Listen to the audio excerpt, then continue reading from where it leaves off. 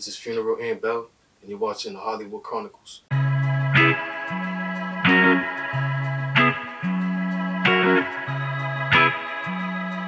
Look, the energies of the world are the root of evil. The money's only an object. I got a lot of new shit in process. White supremacy has always had our mind in a bondage. Our greatest leaders get treated like Jesus, always dying on the crosses. All right, so first, thank you for coming. And my first question is, how did the pandemic affect you? How did the pandemic affect me? It was tough. It was new. It was tough for me like it was for anyone else. I think the biggest thing was I was able to get more in tune with myself and realize my own purpose here, as opposed to dealing with the craziness of the world for a while. It was kind of cool to be shut down for a second and just get a reset. So in a way, it was a blessing in disguise. But I think it may have affected me personally in a good way, because I was able to, find ways to take advantage of the times per se, and find myself and really fine tune the things that I'm here to do. So it's a blessing in disguise, but I wish it never happened. It's always better to be outside and enjoying people and being a human being. But it is what it is. So tell me about your upbringing. My upbringing, it stems from, I'm born and raised in Boston. Shout out to the city. My earliest childhood memories stem from the South End. I grew up in the Villa Victoria area on West Newton Street. My mother came here from Puerto Rico when she was 6 years old. So that's where my earliest childhood memories stem from.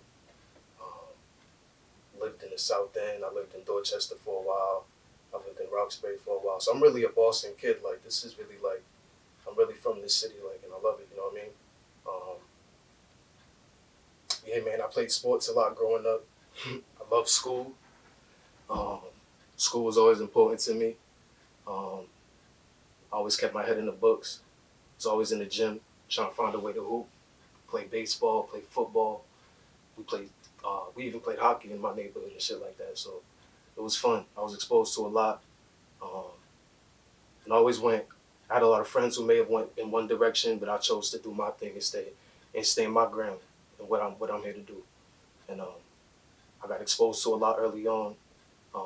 Definitely could have chosen a lot of different paths, but the way my life worked, man, it's like I had a mission from early on, and the things I may have seen and gone through, coming from an inner city like Boston. If you're from this city, you know what it's like out here. It's a blessing in disguise, but it could be tough sometimes, losing friends to the system, maybe death and things of that nature. So we're used to that here. So I kind of use those things to fuel my journey and my passions, and it just makes me a stronger person. So yeah, that's really what my upbringing is like, man. A lot of sports. I always loved music. My favorite artists growing up was like Nas, Fab, Mobb Deep, 50. Like those are some of my guys right there. So I always loved music. It was always incorporated. I remember writing lyrics when we couldn't find lyrics online. Just running a song back and writing a line down just so I could memorize a 50 Cent song or something like that. Always doing stuff like that. I love poetry, writing. I was really a lot. My mother exposed me to a lot. She made me a dreamer. So she made me feel like I could do anything I put my mind to. For real. So what got you into making music? Well, for one, I always loved it. And I grew up writing poetry. That's something I always kept to myself. I learned how to write poetry in first grade from my teacher. Her name was Miss Myers. And she's, it's crazy because she's the only black woman teacher I ever had in my life. So she always stood out. So poetry was something I kept in the back of my head through the years growing up. It's something I always did on my own time. I never really expressed that to people, but it's something I kept to myself, and I always had that pen. So music I feel like it was always in the back of my head as something I wanted to do. Just being a kid looking at videos and you see the rappers, it's like you see the Big Change, Joel Santana, Dipset. That's motivational and it's inspiring. And when you coming from these neighborhoods, when you come from places like we come from, rap is something that's there. It's something that seems tangible. Maybe not. We might not have the superstars, but we do have superstars in my eyes. Um, and just seeing people do their thing, it's like we always knew that it's something you could do. And me knowing that I love poetry, I feel like I wanted to be someone who has a voice here, someone who has something to say, and that's the reason why I feel like I wanted to become an artist that I wish I had when I was a kid. You know what I mean? Right. So that's really the biggest reason why. So where did you get the name Funeral Antbell? Where did that come from? It's funny. So that name first stems from 2009 when I first made my Twitter. I'm a big Fabulous fan, and around that time he dropped a mixtape called "There's No Competition 2." And I remember just spinning that a lot, bumping it, playing basketball, or something I would go to school to and stuff like that. So he was saying funeral a lot throughout the album. I'm like, well, I could pick up on that name. I'm a basketball player. I feel like I kill people on the court at the time, with the jump shot and stuff like that. So I feel like, yeah, I'm going to just say I'm Funeral Antbell. This is back in '09. Over time, that name always stuck with me. And I found a way to make it more unique to myself, even like now with the music. That was something that's important to me. When you hear the name Funeral, you may think of, certain things, death and things of that nature. So the way I made it more unique to myself is by making it an acronym. And the acronym stands for focus, understanding, neighborhood equality, respect, authenticity, and loyalty. It's something I live by. It's something I put into my music. And I'm just excited for this journey for real. Right. So you had a pretty productive 2021. In May, you dropped Yourself Ain't Hard to Find. And then in December, you dropped Golden Ticket. Talk to me about the journey of both of those projects. Oh, man. It's fun. Well, the first thing that comes to my mind is that whole recording process for both of those projects was super fun. Shout out to my brother Sounds by Fade. That's my engineer, my producer, it's my brother right there. Everything we do is in-house. We went to school together at Assumption College. I graduated from there as well. So that's really my guy, and we've really been locked in. But Yourself Ain't Hard to Find. That was a fun project to create. I dropped it in May, right before like the summertime came and everything got warm out and stuff like that. My first feature was on that project. Shout out to Avenue. He's from the South End as well. Super artist, super big artist. Doing this thing, really holding us down, holds the city down, for sure. So it was important for us to link up, get a feature in. Definitely got some new music and a lot of new shit cooking up on the way. And then when it comes to Golden Ticket, man, that was the latest project. I dropped it on my dad's birthday. Yeah, that one means a lot to me. There was no features on that project. I executive produced the entire project in terms of the skits and transitions and how things sound on there. So that was important to me, to really be more hands-on with my artistry.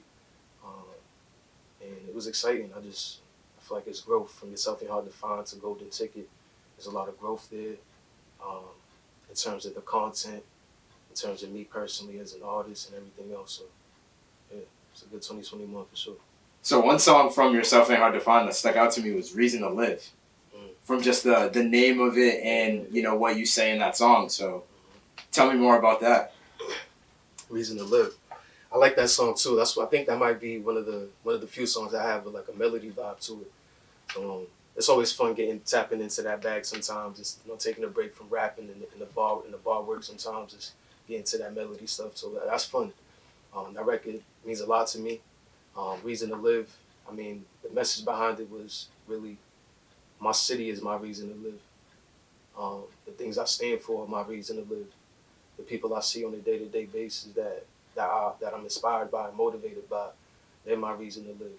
The people who don't have a voice, who who wish they could speak up and say things, and they're my reason to live. You know what I mean? That song really captures the reasons why I'm here, the reasons why I'm an artist, the reasons why I do the things I do. Yeah, and it was a cool record. It was really fun to make that record. I think we did that record and the intro off Yourself Ain't Hard to Find the same day. Did that project in about a couple months. Right. In and out the studio week to week. Yeah, man. I like that record a lot too. So then from Golden Ticket, a song that popped out to me was Pope at the Vatican. So yeah, tell me about that one too. I like that record. I like that one a lot. And where can I start with that?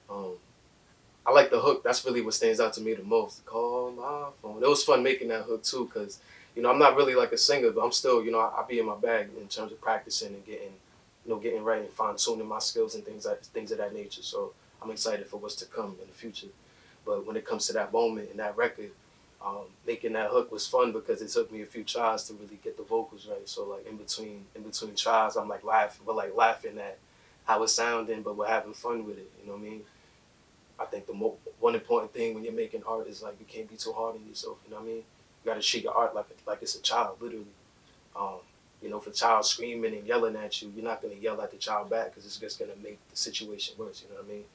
If you see your child's like out of pocket for a second, you got to take a step back. Relax, really nurture it, take care of it, help it grow. You know what I mean? And eventually you'll see the results. You know what I mean? So that record was mad fun to make. The bars on there really heavy.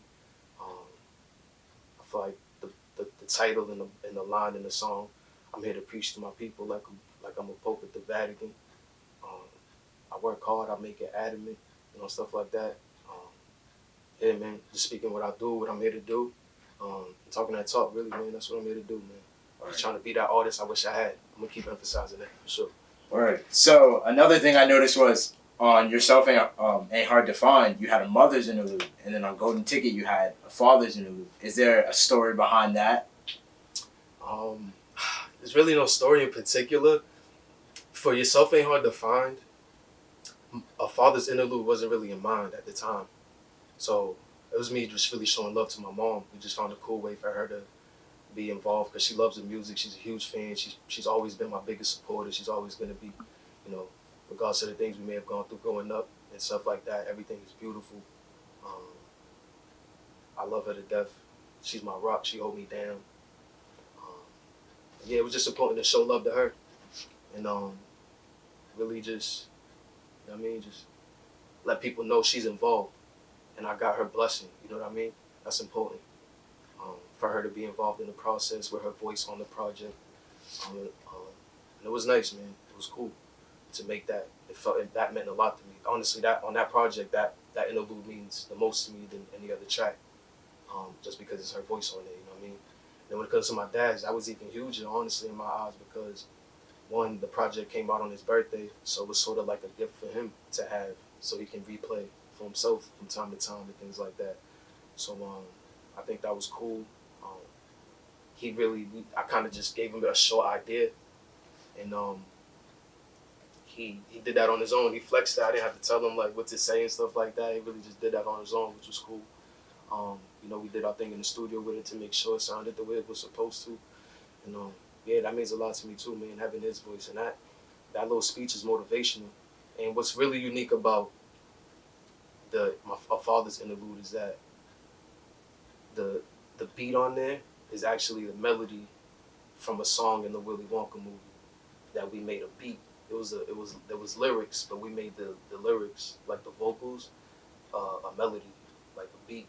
So that's the background music over his voice, or behind his voice in that song, which is cool. So we just kind of made everything unique, man. It meant a lot to me, for sure. So do you think the rapper makes the beat or the beat makes the rapper? That's a tough question. It's hard to say, man. It's 50-50. It depends on the track. It depends on the song. It depends on the approach of the record. It depends on a lot of things, honestly. If it's like a boom bap beat, something cool. It depends, it depends. I can't really say. I think it depends a lot on what the record is, the approach of it. But I'm an artist, so I'm gonna stand for my rappers. I'm gonna say the rappers are more important over the beat. But honestly speaking, though, it's 50-50 for sure. DJs are important, music's important. That's what get the people going. But at the same time, you got to talk that talk on these beats. You know what I mean? Or be able to keep people in tune with what you got going on. You know what I mean? So it's 50-50. It's 50-50 for sure. So what do you think Boston music is missing?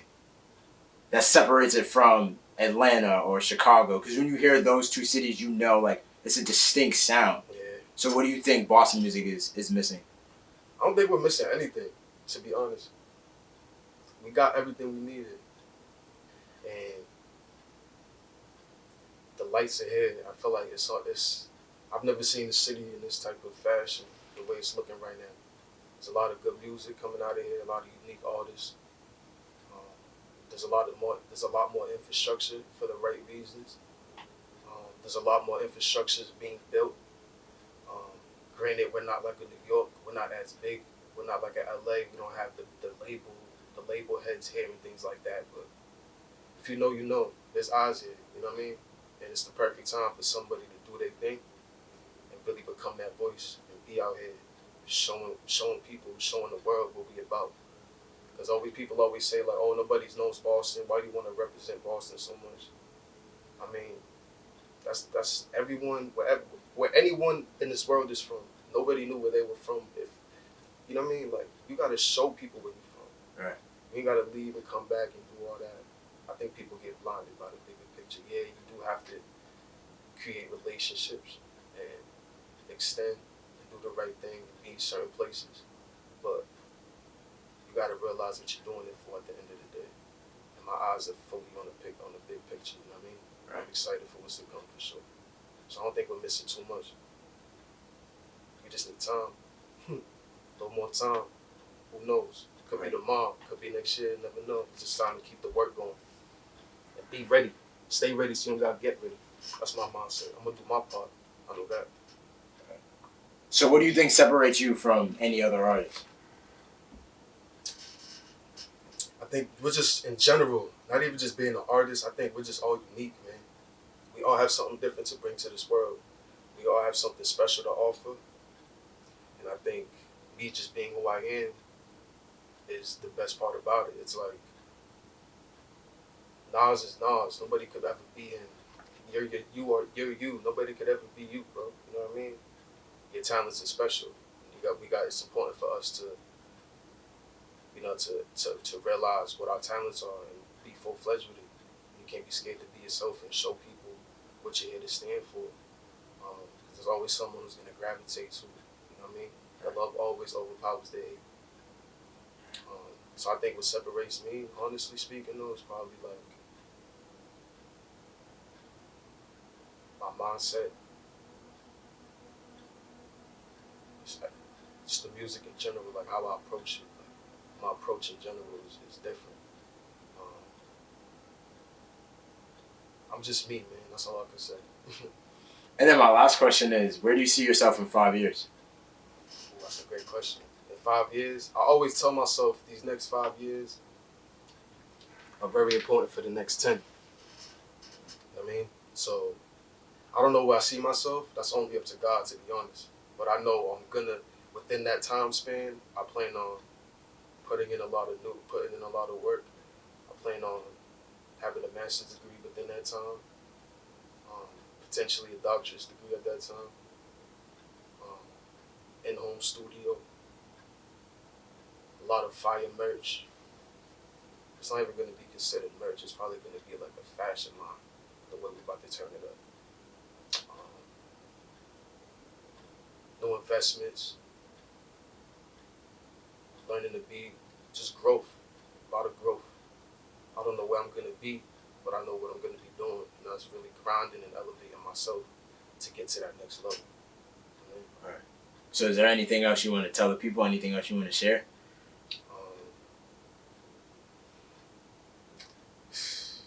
If you got a dream, just chase it, man. Don't let nobody tell you that you can't do nothing. Go get it. I mean, this world is here for the taking. Everything is here for the taking. So it's important for us to, get the right knowledge, put our minds on the right things, not get distracted by the bullshit out here. Not get distracted by, the wrong things. Not get distracted by the media. Not get distracted by social media. Not get distracted by what person X is doing, what person Y is doing. Just stay focused on the grind. And we all gonna get where we're supposed to be by doing that. I mean, it's always love. I wanna speak truth and tell these niggas how my city rock. Never had it easy, boy, I grew up on a litty block. I'm going up, designer head to toe, and I be showing up. I'm glowing up, my old shorty sick, I got him throwing up. I'm blowing up, I had to say fuck it, let me get up in that bag again. Put my mind on anything I want and I master it. Influenced by the greats who came before me, I can channel it. You'll never hear a nigga like me complain, I'll just handle it. I'm just a hood baby who grew up and got some